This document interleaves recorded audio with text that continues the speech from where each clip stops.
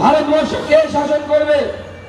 একদিকে মাননীয় প্রধানমন্ত্রী যিনি মহিলাদেরকে সম্মান করেন, সন্দেশখালীর মহিলা প্রার্থীকে যিনি নিজে ফোন করে তার লড়াইকে বাহবা দেন, আর উল্টো দিকে তৃণমূল কংগ্রেস যারা নিজের পরিবার ছাড়া কিছু বোঝে না, নিজের ভাই ভাইপো ভাতিজা ছাড়া কিছু বোঝে না, তৃণমূলের জমিদার তৃণমূলের নবাব, এই নবাবদেরকে তাদের নবাব বাড়ি থেকে টেনে বের করে গণতান্ত্রিক ভাবে পরাজিত করতে হবে, গণতান্ত্রিক ভাবে তাদেরকে রাজনীতির বাইরে রাখতে হবে।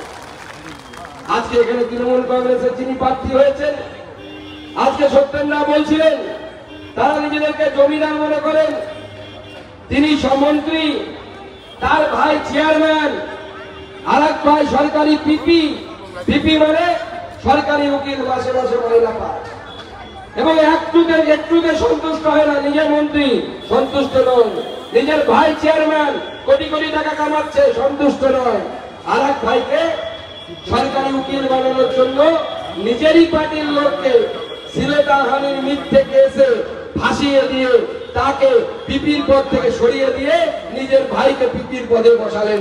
এত লোভী মানুষ আমরা জীবনে দেখি। দাদা, বাড়িতে কুকুর বিড়াল থাকে তাদেরকে একটা করে পদ দিয়ে দিন না, মন্ত্রী বানিয়ে দিন, আরো ভালো হবে।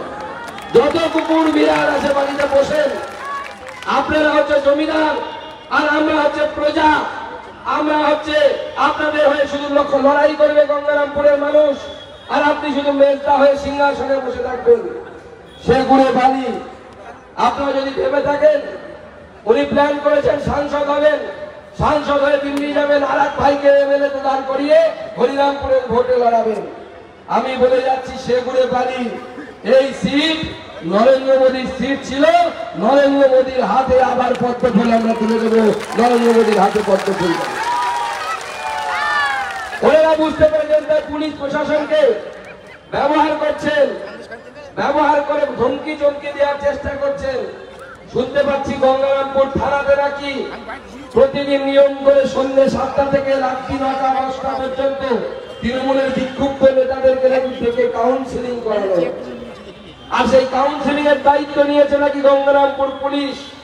পুলিশকে পরিষ্কার বলে যায় সুকান্ত মজুমদারের কথা কান খুলে কানে সরষের তেল দিয়ে শুনে রাখুন, নিয়ম মেনে কাজ করুন, নাহলে সরকার পরিবর্তন হলে ট্রান্সফার করে এমন জায়গায় পাঠাবো জীবনে পরিবারের মুখ দেখতে পাবেন না। এটুকু বলে আমরা এই ধরনের রাজনীতি করি না, আমাকে বাধ্য করবেন না। আমি শুনতে পাচ্ছি আমাদের এখানকার মন্ত্রীর ভাই সে বলছে সুকান্ত মজুমদার নাকি কোনো কাজই করেনি। আর সেদিন দেখলাম, যেদিন আমি সন্দেশখালীতে ছিলাম এই দিদিদের সাথে, সেদিন ঘোষণা হলো ব্রিগেডের প্যারেড গ্রাউন্ড থেকে যে বিপ্লবটা এখানে ক্যান্ডিডেট, বিপ্লব মিত্র এখানে ক্যান্ডিডেট, তার একদিন পরে বিপ্লব মিত্র যখন গঙ্গারামপুর স্টেশনে নামলেন, আমরা শুনে অভ্যস্ত যে সুকান্ত মজুমদার নাকি কিছু কাজ করেনি তারা বলছে, সেই বিপ্লব মিত্র শিয়ালদা থেকে সুকান্ত মজুমদারের চালু করা ট্রেনে চড়ে গঙ্গারামপুর স্টেশনে নামলেন। এটা হচ্ছে বিজেপির উন্নয়ন। বারবার 75 বছর 76 বছর কবে খনন কার্য হয়েছিল আমার জন্মের আগে, চুপ করে কুম্ভকর্ণের মতো ঘুমোচ্ছিল। অনেক এমপি হয়েছে, অনেক কিছু হয়েছে, কিচ্ছু হয়নি, একটা পাথর নড়েনি। সত্যেন্দ্রা আমার সাথে তালে তাল মিলিয়ে দিল্লিতে গিয়ে লড়াই করেছে। আমরা একদিনে এক ঝটকায় 3 কোটি টাকা এনে দিয়েছি। ভবিষ্যতে বড় প্রজেক্ট আমরা পানগড়ে করব। আমরা রেলের ব্রিজ পথচারীদের জন্য রেলের পাশে ব্রিজ করছি, 2য় প্ল্যাটফর্ম। আর এরপরে যখন অমৃত ভারত স্টেশনের 3য় ফেজ হবে, গঙ্গারামপুর স্টেশনকে আমরা অমৃত ভারত স্টেশনের আওতায় আনবো। গঙ্গারামপুর স্টেশনে অমৃত ভারত স্টেশন করব। আজকে শুনতে পাচ্ছি টাউন মন্ডলের তৃণমূল কংগ্রেসের সভাপতি তথা মিউনিসিপ্যালিটির চেয়ারম্যান, উনি তো টাউন মন্ডল সভাপতি নাকি ওদের, উনি না অন্য চেয়ারম্যান, তিনি নাকি বিভিন্ন ওয়ার্ডে গিয়ে ধমকি চমকি দিচ্ছেন, বলছেন এই ওয়ার্ড থেকে লিড না হলে আগুন জ্বালিয়ে দেব।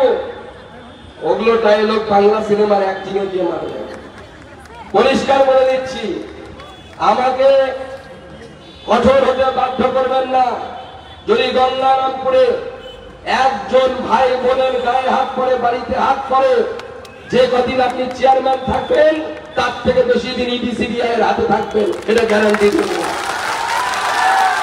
গ্যারান্টি দিয়ে গেলাম। কারো গায়ে যেন হাত না পড়ে, কারো বাড়ি ঘরে যেন একটা টাচ না হয়। গতকাল 11 নম্বর ওয়ার্ডে আমাদের কর্মীদের গায়ে হাত করেছে, পুলিশ প্রশাসনকে হুঁশিয়ারি দিতে চাই আমি এখান থেকে হসপিটালে যাব তাদেরকে দেখতে। আজকে সেখানে আমি তাদেরকে দেখতে যাব। পুলিশ প্রশাসনকে পরিষ্কার বলতে চাই, নিরপেক্ষভাবে কাজ করুন। এখন দিদির শাসন চলছে না, নির্বাচন কমিশনের শাসন চলছে। আর যদি ভেবে থাকেন যে তৃণমূলের নেতাদের কথাই বিশ্বাস করবেন, যে ভোটের পর লোকসভা ভোটের পর নির্বাচন কমিশন সেন্ট্রাল বাহিনী চলে যাবে, তারপরে পুলিশের শাসন চলবে, 24-এর রেজাল্ট বেরোনোর পর দিদির শাসন আর থাকবে না, দিদির সরকার পড়ে যাবে, উৎখাত হয়ে যাবে। এখনো তো কয়েকটা ছোট ছোট কঞ্চি জেলে গেছে, তাতেই তো কাঁপছে সরকারটা। এখনো চোরেদের এনার্জি, কি এনার্জি, তার তো জেলে যাওয়া বাকি আছে, দিনক্ষণটা এখনো তৈরি হয়নি।